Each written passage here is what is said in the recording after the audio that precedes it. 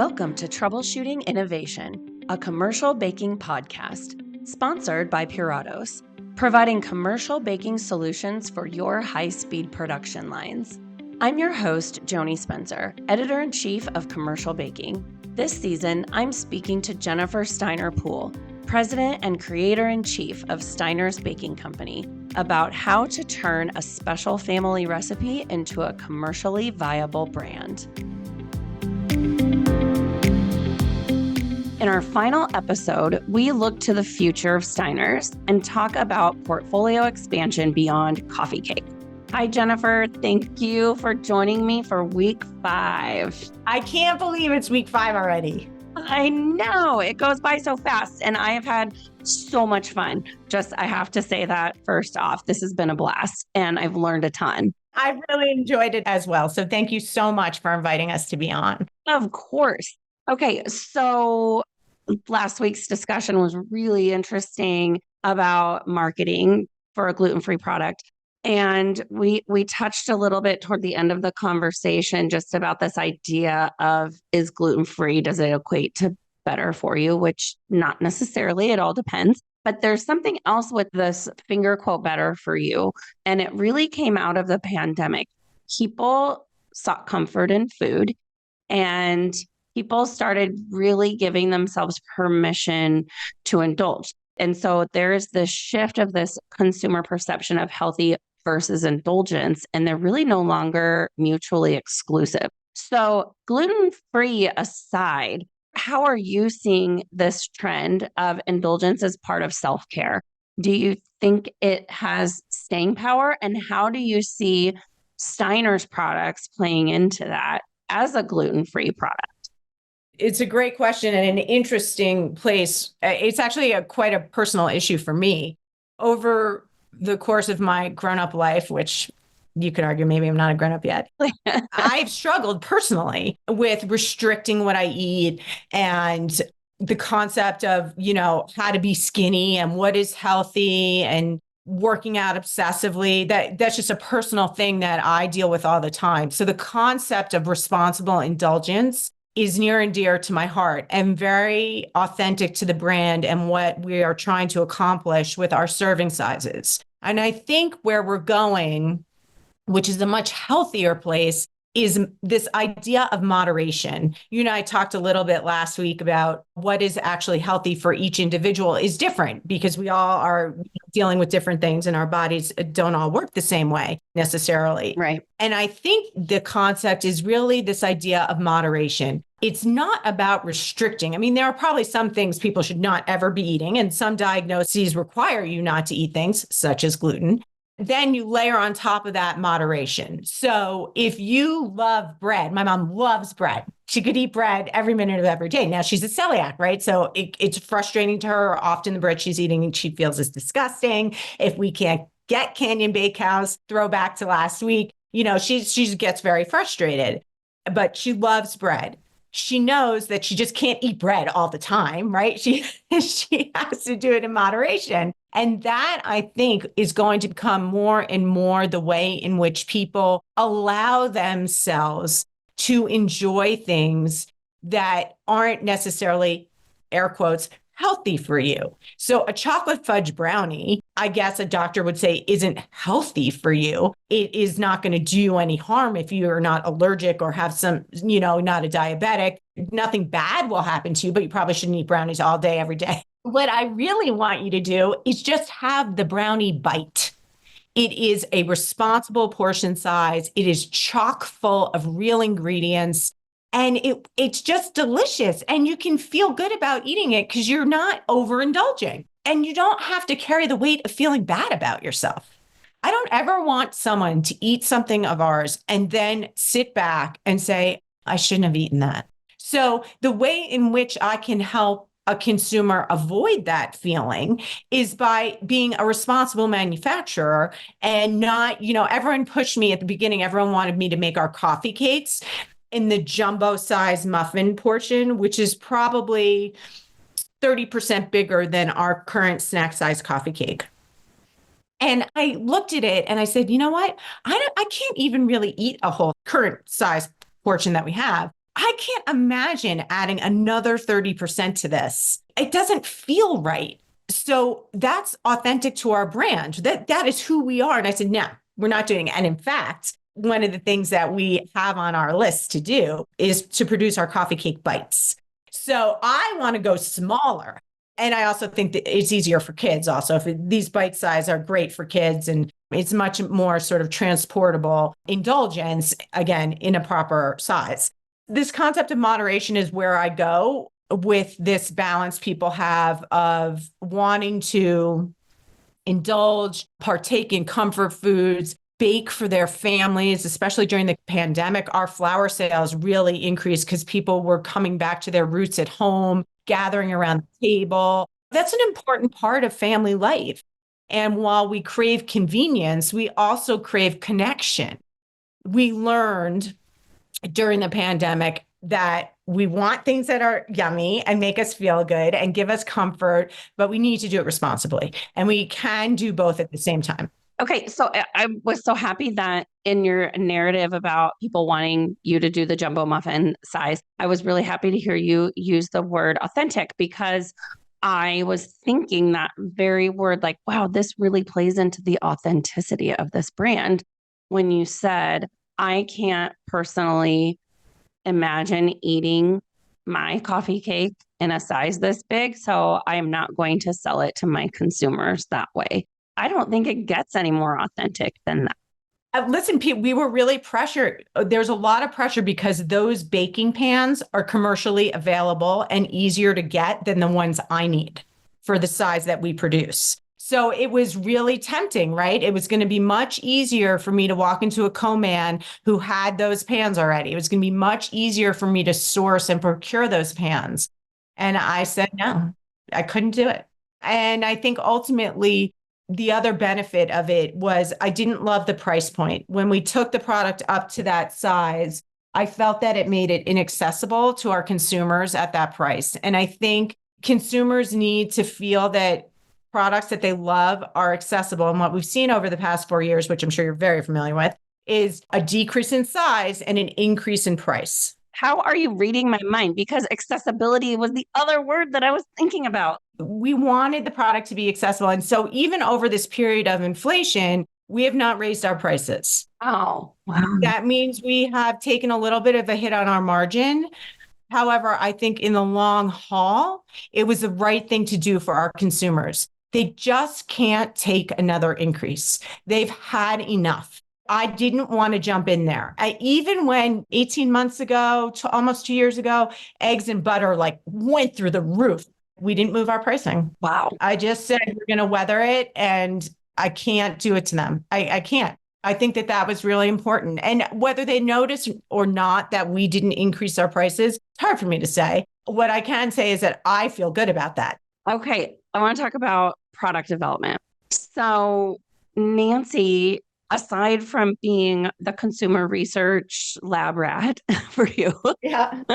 she's also, is it fair to say she's sort of the idea machine? Yeah. Again, we all know what our jobs are. That is not my job. That is her job. Yes. So can you talk about some of her ideas? I heard something about gluten-free cheesecake. Yes. My mom has a lot of ideas. She wants to put a new product on the market every week, which I have had to give her the smackdown and say, we're not doing that right now. We're staying focused. Take notes, practice, keep refining your recipe.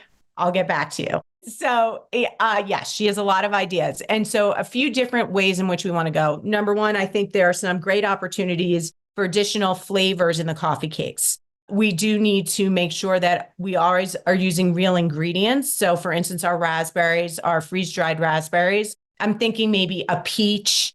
The blackberry could be good. I'm wondering if there's like a maple situation. So there's lots to come on the coffee cake side. Outside of the coffee cakes, the brownies and the ginger snaps, and the brownies are just emerging as a commercially available SKU for us. And then next will be the ginger snaps. We have a lot of R&D to do just on the mass production side of it. As you know, it needs to be scalable. So I'm really toying with that being a ready to bake product versus ready to eat.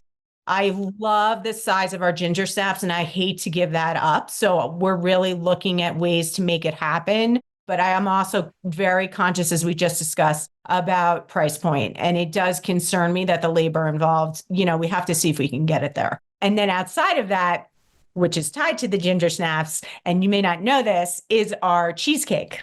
We have a great partner on Long Island. He reached out to me actually over social media. Fabulous guy, and he's a cheesecake guru.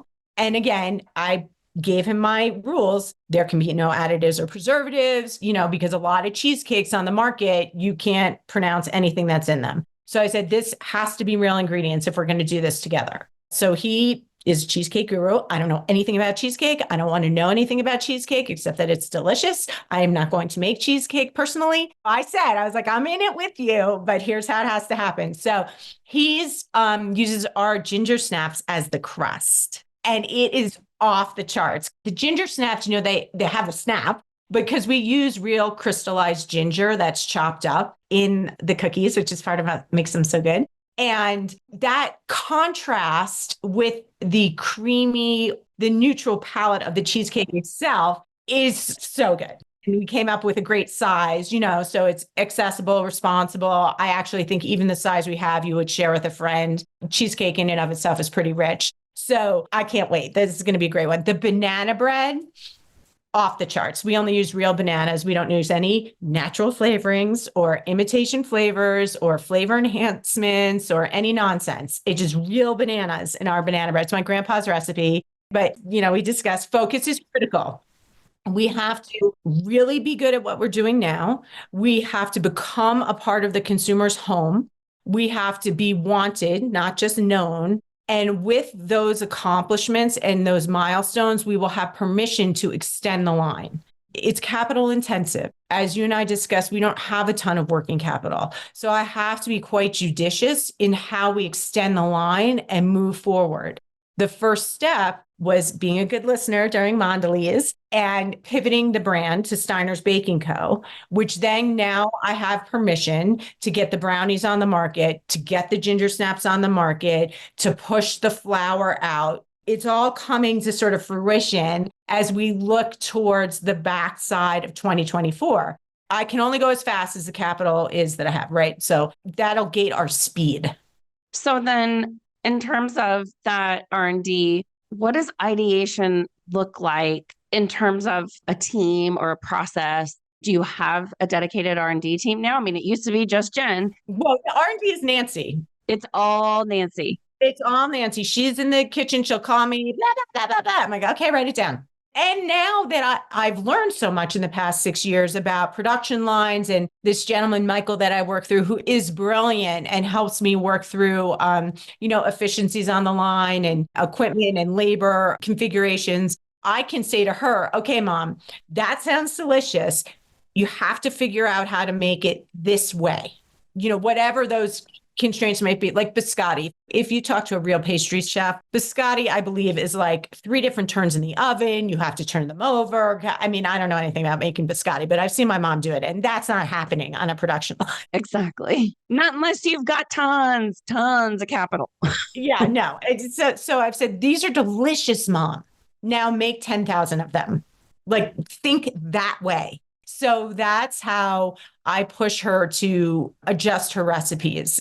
So then what happens? We get down that, then I sort of review it, and Mike and I look in it, and then we sit with the co-man, and he says, okay, well, now you have to layer in packaging equipment. Now you've figured out how to make it, but now you have to package it. And that's where we bring in the team from the co-manufacturer who has the expertise on getting what I'll call the last mile, right? You got to wrap this thing up and get it ready for transport. And that's, where they're invaluable. So between Mom starting at the starting line, then Jen and Mike looking at her crazy idea and saying, okay, go fix this. And then coming to the co-manufacturing and saying, okay, how many pieces do we make per minute? What's the packaging solution going to look like? And then you go from there. So all kidding aside, it's not just Nancy. It's just that she's the ignition point. And then we have to work with the rest of the team, right, to get it over the finish line.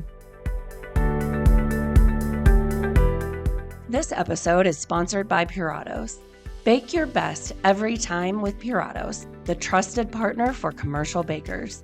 Purato's R&D and technical teams push the boundaries of innovation to help you achieve consistency at scale.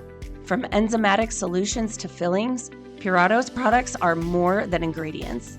They're the key to high quality at high speeds, batch after batch. Purato's commercial baking solutions. Innovation for this run and every run after. Visit puratos.us, that's puratos.us to learn more.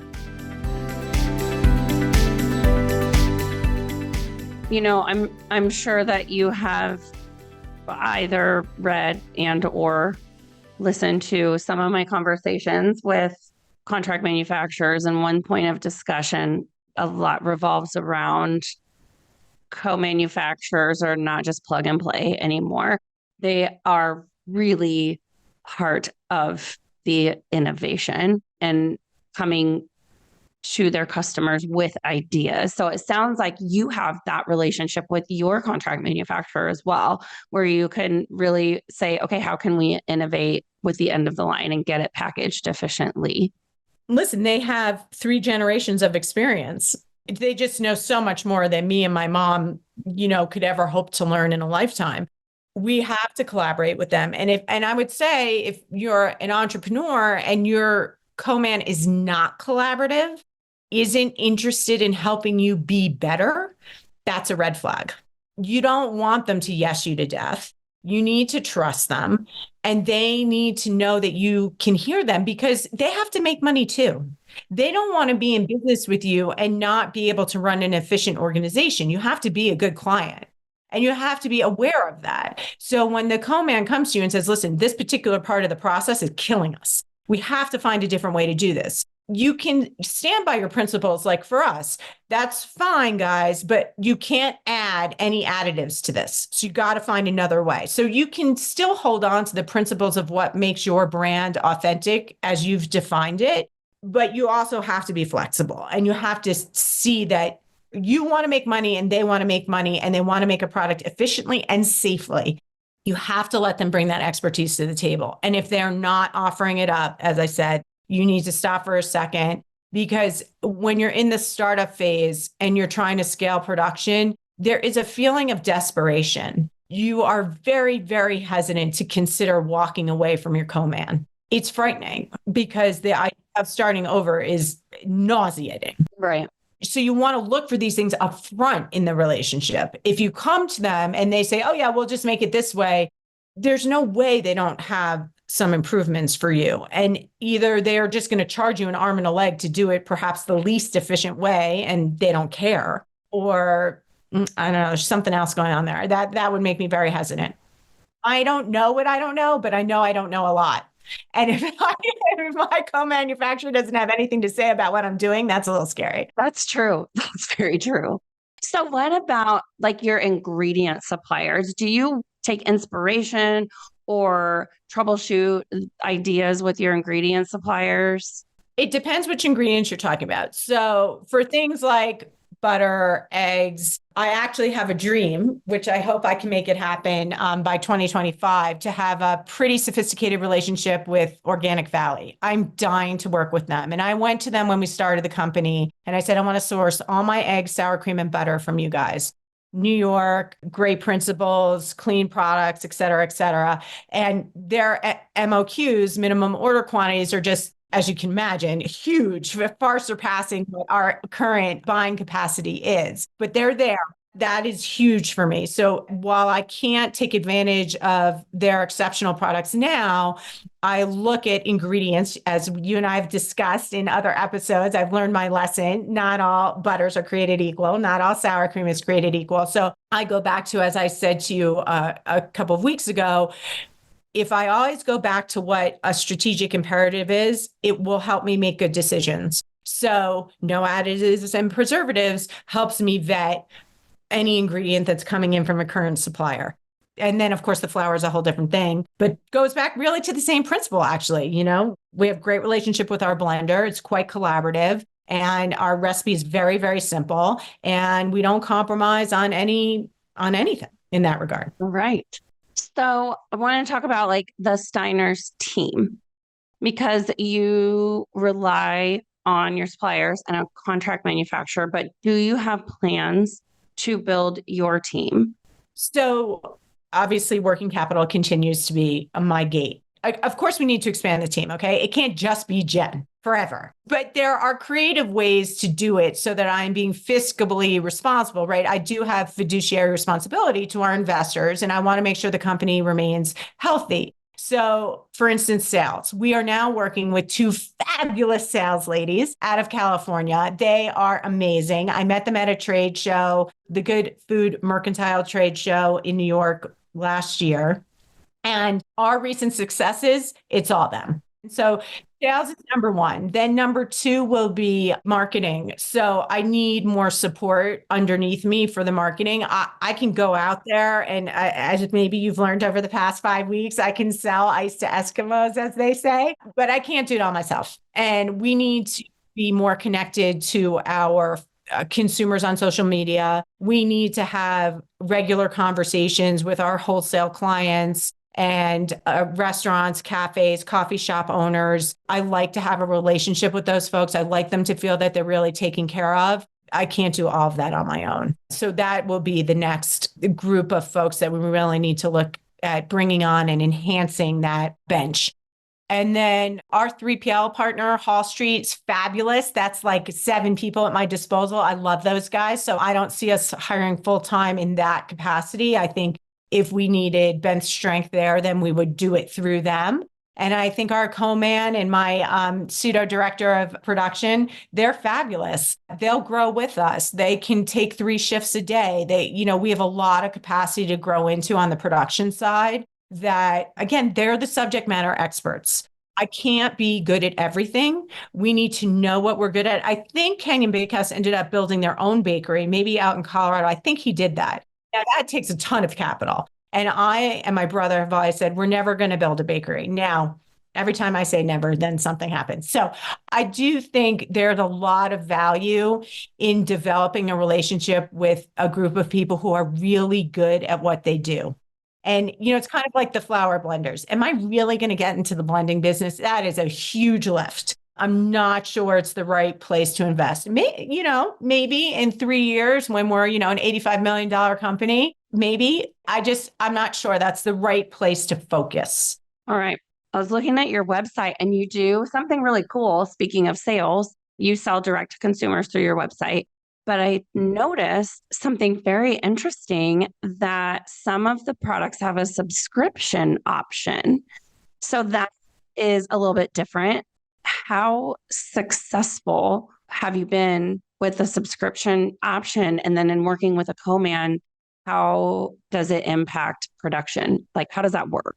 So the subscription option is fairly new for us, and it is a direct-to-consumer offering. The reason that we did that is because as we start to lean into folks who have celiac disease and are gluten intolerant, we wanted to make it easier for them to purchase. So imagine as a small brand, we're driving our penetration into the retail environment, and we're not yet readily available, right? Consumers across the country are struggling to have access to our product as we're growing. So we wanted to make it easy and back to that word accessible for our consumers to purchase the product. What that does for us as a business, as you can imagine, and where your question was headed is we can now project better, of course, what the demand is on the consumer side and manufacture and manage storage against those shipping obligations. It also allows us to offer the product at a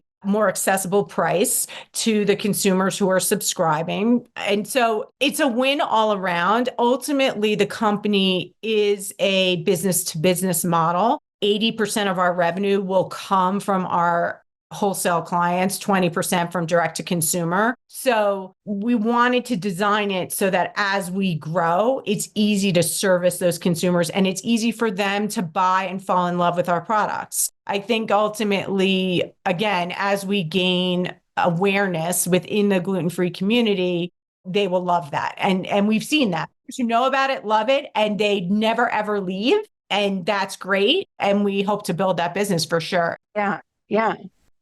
And part of where you were also headed with your question, I just want to hit on is I wouldn't say one-time ordering versus subscription, that one is better than the other.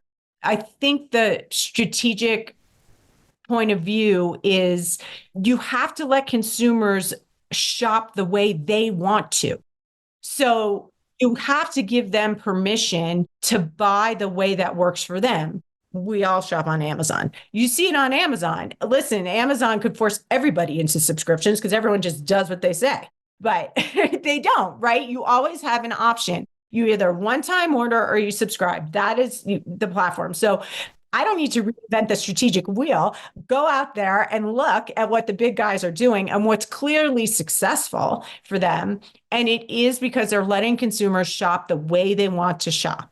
And I also think when you're looking at the gluten-free community, this thing that I can't wait to ignite with newly diagnosed and loved ones supporting those that have been newly diagnosed, that's a one-time order construct. That's a gift. So I don't think it's not, again, just subscription versus one-time ordering. It's not one or the other. I think you have to have both to be successful. And in theory, you should be leveraging your one-time order population into a subscription, which is ultimately the best business model. However, you have to know that that's not going to work for every consumer. Right. It's just not. So I feel like it plays into this idea of accessibility and providing that comfort and being a resource for someone who is celiac. So it serves them.